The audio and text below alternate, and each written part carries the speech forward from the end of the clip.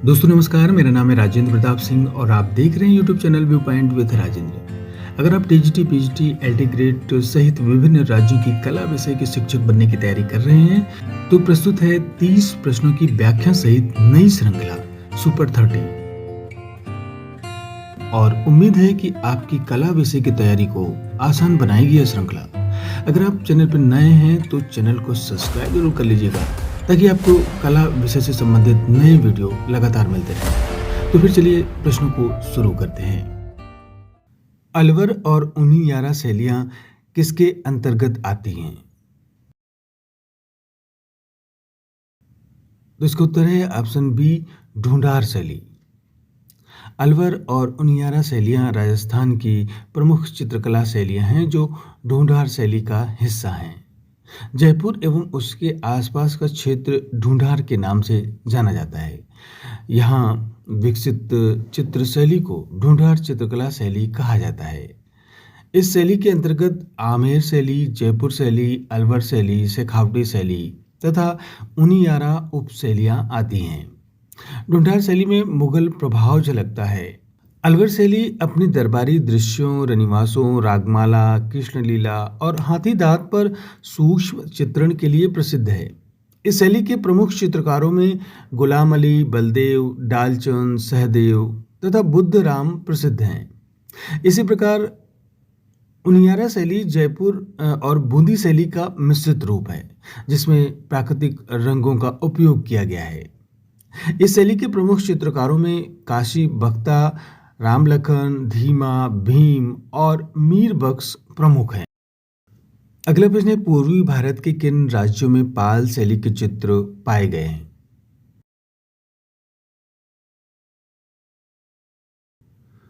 तो इसका उत्तर है ऑप्शन ए, बिहार, बंगाल, उड़ीसा, असम और नेपाल।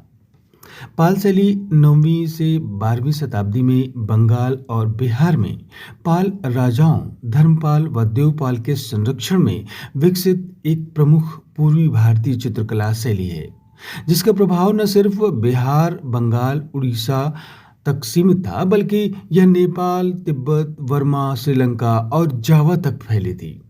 इस शैली में ताड़ के पत्तों पर चित्रित लघु चित्रों की पोथियां तैयार की गईं। इस शैली में मुख्य रूप से प्रज्ञा पारमिता, अष्ट सहस्रिका और जातक कथाओं से प्रेरित बौद्ध दृश्यों का चित्रण किया गया। अगला प्रश्न है, बंगाल के पाल वंश का प्रथम शासक कौन था?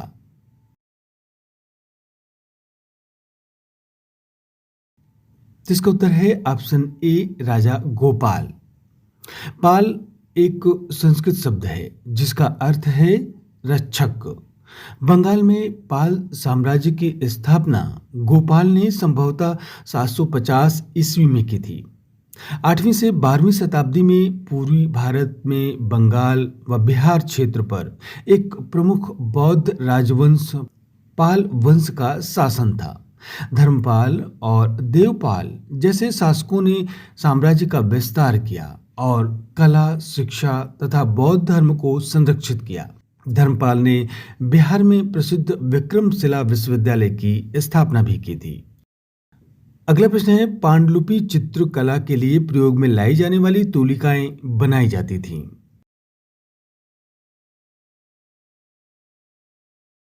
तो इसका उत्तर है ऑप्शन डी, गिलहरी के बाल से। पांडुलिपि चित्रकला के लिए प्रयोग में लाई जाने वाली तूलिकाएं गिलहरी के बाल से बनाई जाती थीं। गिलहरी के बाल ब्रश वास्तव में अविश्वसनीय रूप से नाजुक होते हैं। एक असली ब्रश पूरी तरह से घुमावदार होता है। इन ब्रशों का प्राकृतिक वक्र छोटी रेखाओं को लगातार खींचने में सहायता करता है जो लघु चित्रकला की एक प्रमुख विशेषता है। अगला प्रश्न है, कार्ले गुफाएं यहाँ पर स्थित हैं।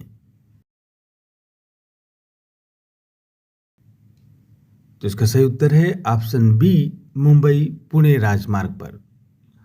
कार्ले की गुफाएं महाराष्ट्र में स्थित मुंबई पुणे राजमार्ग पर स्थित हैं। चट्टानों को काटकर 16 गुफाएं यहां पर बनाई गईं। यह प्राचीन बौद्ध गुफाओं का एक परिसर है। इसका निर्माण प्रथम शताब्दी ईसा पूर्व से 5वीं शताब्दी ईस्वी तक किया गया था।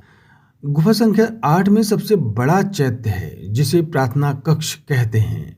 जिसमें विभिन्न बौद्ध प्रतीकों और आकृतियों की मूर्तियां तराशी गई हैं, यानी जटिल नक्काशी इसकी दीवारों पर की गई हैं। अगला प्रश्न है, एलिफेंटा गुफाओं को लगभग किस सदी में बनाया गया था? तो इसका उत्तर है ऑप्शन ए, 5वीं से 8वीं शताब्दी ईस्वी में के लगभग। एलिफेंटा की गुफाएं महाराष्ट्र में मुंबई के पास अरब सागर में स्थित धारापुरी द्वीप पर स्थित है। इन गुफाओं का निर्माण 5वीं से 8वीं शताब्दी के दौरान चट्टानों को काटकर 7 गुफाओं का निर्माण यहाँ पर किया गया। गुफाओं में पौराणिक देवताओं की अत्यंत भव्य प्रतिमाओं को उकेरा गया है, जिनमें सबसे प्रसिद्ध मूर्ति त्रिमूर्ति यानी शिव की 3 सिर वाली मूर्ति है। इसके अलावा यहाँ पर अर्धनारीश्वर, कल्याण सुंदरम शिव, रावण द्वारा कैलाश पर्वत ले जाने वाली दृश्य, अंधकारी मूर्ति और नटराज शिव की मूर्तियां उत्कीर्ण की गई हैं। वैसे तो एलिफेंटा की गुफाएं हिंदू धर्म की को समर्पित हैं, लेकिन यहाँ पर ईंट का एक छोटा बौद्ध स्तूप भी स्थित है, जिसका निर्माण समय लगभग 2वीं शताब्दी ईसा पूर्व का है। एलिफेंटा की गुफाओं को 1987 में विश्व विरासत स्थल यानी विश्व धरोहर स्थल घोषित किया गया। अगला प्रश्न है, शिव तांडव शिल्प कहाँ स्थित है?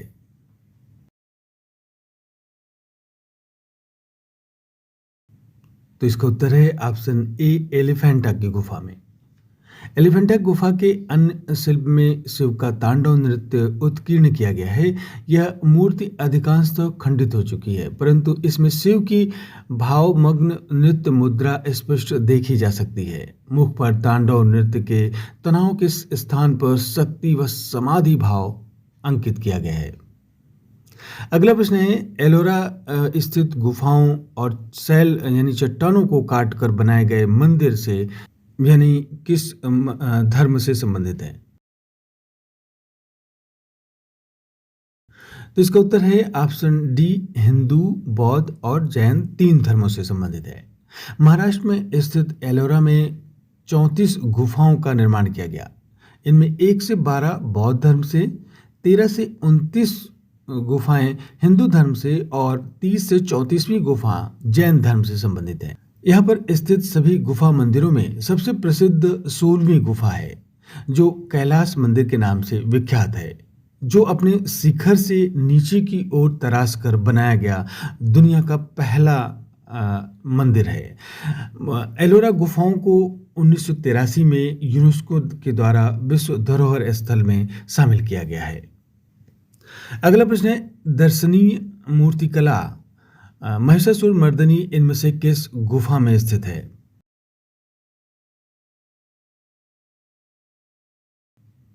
तो इसका उत्तर है ऑप्शन ए, एलोरा की गुफा में। एलोरा की 16वीं गुफा में स्थित महिषासुर मर्दनी की प्रतिमा देवी दुर्गा के उग्र रूप का अद्भुत प्रदर्शन है, जिसमें वे भैंस रूपी राक्षस महिषासुर का वध कर रही हैं। यह 8वीं सदी का रॉक कट वास्तुकला का अनोखा उदाहरण है। अगला प्रश्न है, एलोरा की गुफाओं का अन्य नाम है? तो इसका उत्तर है ऑप्शन बी, वेरुल। एलोरा की गुफाओं को वेरुल लेनी या वेरुल के नाम से जाना जाता है। महाराष्ट्र के औरंगाबाद जिले में स्थित इन 34 गुफा समूहों का प्राचीनतम नाम एलुरपुरम भी रहा है। अगला प्रश्न है, एलोरा के भित्ति चित्रों के निम्नांकित में से कौन से अवशेष अल्प क्षयित पाए गए हैं?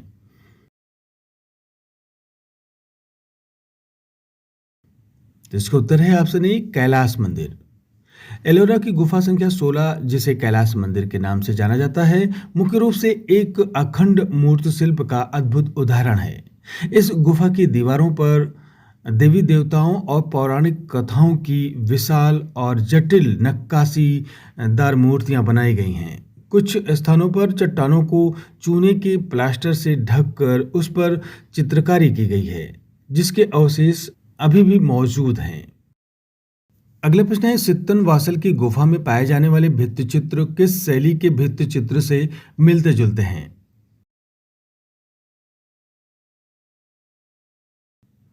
तो इसका उत्तर है ऑप्शन बी, अजंता शैली से। तमिलनाडु में स्थित सित्तनवासल की गुफा चित्र जैन धर्म से संबंधित है, जबकि महाराष्ट्र में स्थित अजंता की गुफा चित्र बौद्ध धर्म से संबंधित है। लेकिन इन गुफाओं के भित्ति चित्र मुख्य रूप से अपनी तकनीक, शैली और विषय वस्तु में समानता रखते हैं। दोनों ही स्थानों पर फ्रेस्को सेको तकनीक का उपयोग किया गया है। अगला प्रश्न है, बादामी गुफा मंदिर किस राज्य में स्थित है?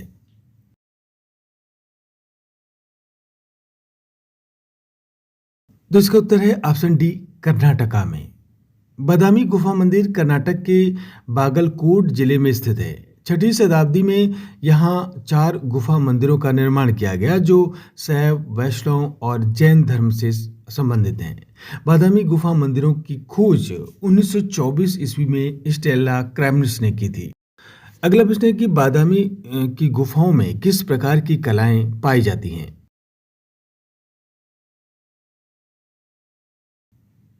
तो इसका उत्तर है ऑप्शन डी, उपयुक्त में से एक से अधिक। बादामी की गुफाएं न सिर्फ मूर्तिकला बल्कि अपने दुर्लभ भित्ति चित्रों के लिए भी जानी जाती हैं। यहाँ के चित्र मुख्य रूप से राजशाही वैभव को दर्शाते हैं। गुफा संख्या 1 में भगवान शिव की 18 भुजाओं वाली नृत्य करती नटराज की मूर्ति, विष्णु के विभिन्न अवतारों, जैन तीर्थंकरों की भावपूर्ण मूर्तियाँ दक्षिण भारतीय वास्तुकला की आधारशिला मानी जाती हैं। अगला प्रश्न है, बाघ गुफा मंदिरों में चित्रों के अवशेष देखे जा सकते हैं।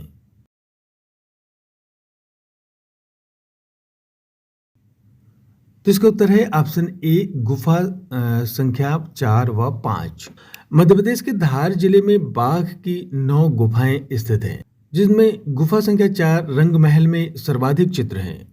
इसके अलावा गुफा संख्या 2, 3, 5 और 7 में भी भित्ति चित्र बने हैं। यहाँ बने चित्रों में बुद्ध, बोधिसत्व और सांसारिक जीवन के दृश्य जैसे कि नृत्य करती स्त्रियां, संगीतकार और जुलूस के चित्र शामिल हैं। बाघ की गुफाएं किस राज्य में स्थित हैं? तो इसका उत्तर है ऑप्शन सी, मध्य प्रदेश में। बाघ की गुफाएं मध्य प्रदेश के धार जिले में नर्मदा नदी की सहायक नदी बाघनी नदी के किनारे स्थित हैं। अगला प्रश्न है, राज लक्ष्मी का चित्र है।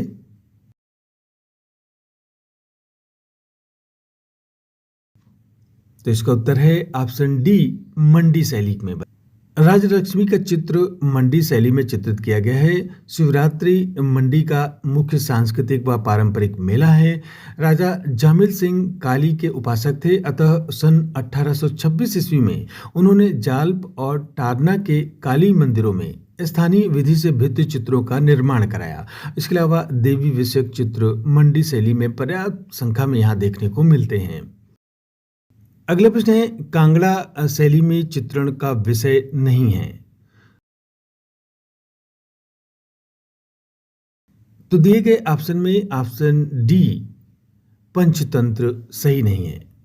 कांगड़ा शैली के चित्रों का मुख्य विषय राधा कृष्ण के प्रेम, पौराणिक कथाएं, रामायण महाभारत, शिव पुराण, गीत गोविंद, रसिक प्रिया, बारहमासा आदि रहे हैं। कांगड़ा शैली में पंचतंत्र का चित्रण नहीं किया गया है। अगला प्रश्न है, केशवदास लिखित कवि प्रिया प्रणय कथा किस शैली में चित्रित किया गया है? तो इसका उत्तर है ऑप्शन डी, कांगड़ा शैली में। केशवदास द्वारा लिखित कवि प्रिया, रसिक प्रिया एवं नल दमयंती की प्रणय कथा का चित्रण कांगड़ा शैली में किया गया है। अगला प्रश्न है कि उपयुक्त माहौल बनाने के लिए चित्रकला राग मेघ में किन वायुमंडलीय तत्वों को दर्शाया गया है?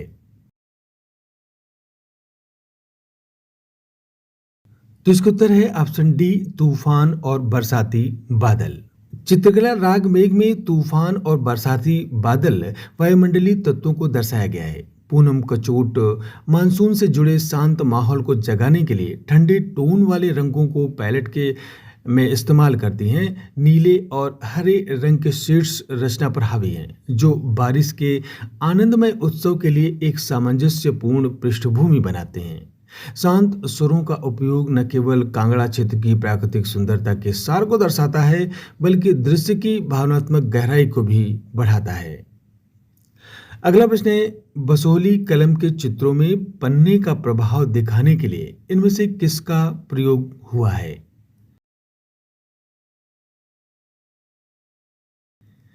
तो इसका उत्तर है ऑप्शन बी, सोन किरवा के पंखों का। बसोली शैली के चित्रों में पन्ने के चमकीले प्रभाव को प्राप्त करने के लिए सोन किरवा के पंख का प्रयोग किया जाता था। कलाकार सोन किरवा के हरे चमकीले पंखों को चित्र पर चिपकाकर प्राकृतिक रूप से चमकदार हरा रंग और पन्ने जैसा प्रभाव लाते थे। अगला प्रश्न है, पहाड़ी शैली का चित्र कालिया मर्दन निम्नलिखित में से किस संग्रहालय में सुरक्षित है?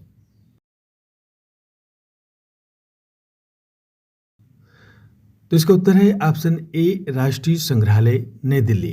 यानी पहाड़ी शैली का चित्र कालिया मर्दन यह राष्ट्रीय संग्रहालय नई दिल्ली में सुरक्षित है। अगला प्रश्न है, 1952 में डब्ल्यू जी आर्चर ने पहाड़ी चित्रकला की विविध शैलियों को शोधपूर्ण व विश्लेषणात्मक अध्ययन में अपनी किस पुस्तक के माध्यम से प्रस्तुत किया है?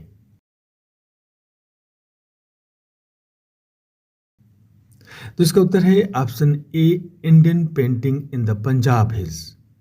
यानी 1952 में डब्ल्यू जी आर्चर ने अपनी पुस्तक Indian paintings in Punjab hills के माध्यम से पहाड़ी शैली की विभिन्न शैलियों को प्रस्तुत किया है।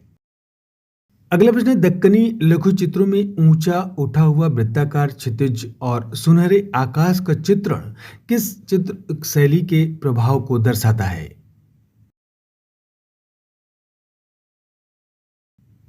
तो इसका उत्तर है ऑप्शन डी, फारसी। दक्कनी चित्रों पर फारसी शैली का गहरा प्रभाव है, जो मुख्य रूप से आकाशीय चित्रण, सजावटी पेड़ पौधे और लंबे खंड दिखाई देते हैं। अगला प्रश्न है, आदिल शाह के राज्यकाल में निर्मित पोथी नजूम उल उलूम वर्तमान में किस संग्रहालय में संरक्षित है?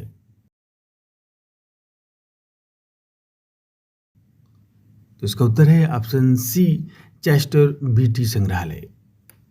नजूम उल उलूम, जिसमें 400 लघु चित्र का चित्रण किया गया है, बीजापुर पेंटिंग के अंतर्गत एक उल्लेखनीय कृति है। नजूम उल उलूम नामक चित्रित ग्रंथ, जो खगोल विद्या पर आधारित था, आदिल शाह के राज्यकाल में लिखा एवं चित्रित किया गया। यह ग्रंथ चेस्टर बेट्टी संग्रहालय डबलिन में संग्रहित है। अगला प्रश्न है कि दक्षिण शैली का प्रसिद्ध चित्र है। तो दिए गए ऑप्शन में ऑप्शन ए, नर्तक का। दक्षिण शैली का प्रसिद्ध चित्र नर्तक है, जो हैदराबाद शैली में बना है। हैदराबाद शहर की स्थापना मोहम्मद कुली कुतुब शाह ने की थी। अगला प्रश्न है, लघु चित्रों में राजाओं के चरित्र को दर्शाया गया है।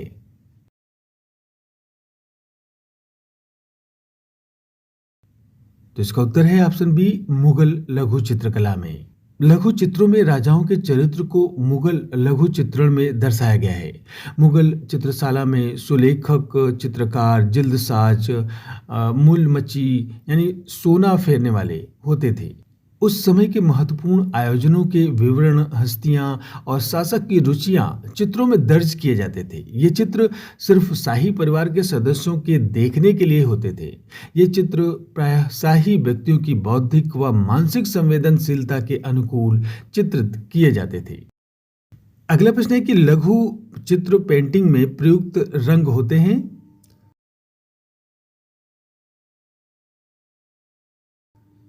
तो इसका उत्तर है ऑप्शन ए, प्राकृतिक और खनिज। यानी लघु चित्रों को बनाने में जो जिन रंगों का प्रयोग किया जाता था, वे प्राकृतिक और खनिज होते थे। अगला प्रश्न है, मुगल लघु चित्रकला शैली का विकास हुआ। तो इसका उत्तर है ऑप्शन बी, 16वीं से मध्य 19वीं शताब्दी तक। मुगल चित्रकला शैली एक लघु कला रूप थी, जिसमें फारसी और भारतीय शैली का सुंदर संगम दिखाई देता है। अगला प्रश्न है, निम्नलिखित में से किस मुगल शासक ने सर्वाधिक स्थापत्य कला पर ध्यान दिया?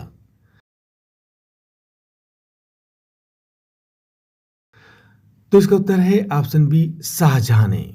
मुगल काल में शाहजहां का काल मुगल वास्तुकला का स्वर्ण युग था। शाहजहां के काल में भवन निर्माण कला पर विशेष ध्यान दिया गया, जिसकी प्रेरणा उसकी पत्नी मुमताज थी, जिसके लिए ताजमहल जैसे सुंदर भवन का निर्माण किया गया। तो ये थे कुल 30 प्रश्न। उम्मीद है आपने सारे प्रश्नों को सॉल्व किया होगा। तो फिर मिलते हैं अगले अंक में और 30 नए प्रश्नों के साथ। नमस्कार।